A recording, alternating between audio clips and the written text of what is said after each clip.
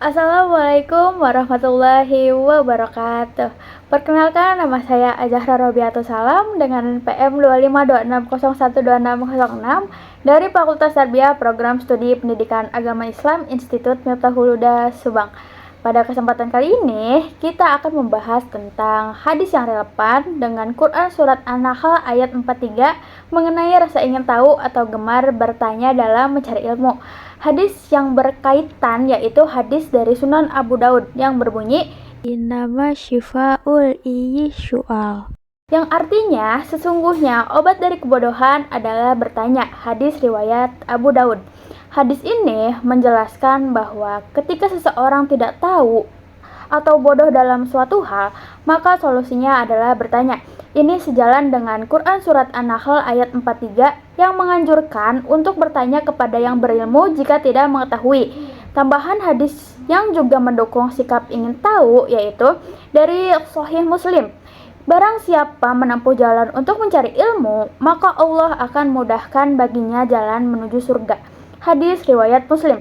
Intinya, pelajar yang baik itu tidak malu bertanya, aktif mencari tahu, bukan fasib.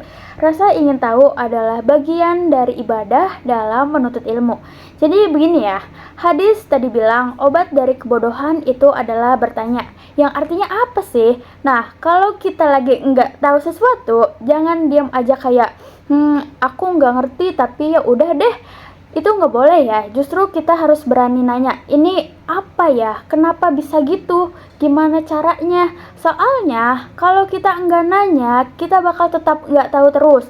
Misalnya nih, kita nggak tahu cara ngerjain tugas, kalau cuma tetap diam nggak akan bisa. Tapi kalau nanya ke teman atau guru jadi ngerti.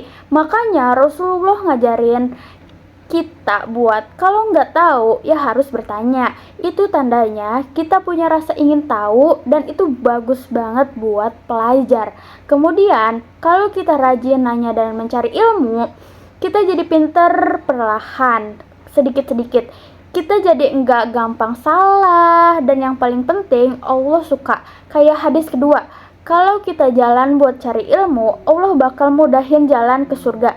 Jadi kesimpulannya yaitu, pelajar yang baik itu bukan yang diam manis aja, tapi yang suka bilang, aku mau tahu itu deh, mau tahu ini deh.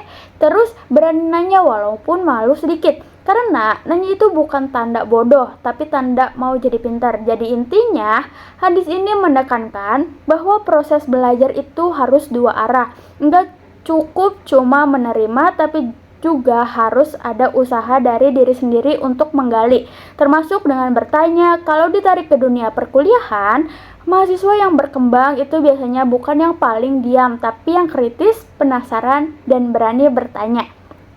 Mungkin sekian dari saya, kurang lebihnya mohon maaf. Wassalamualaikum warahmatullahi wabarakatuh.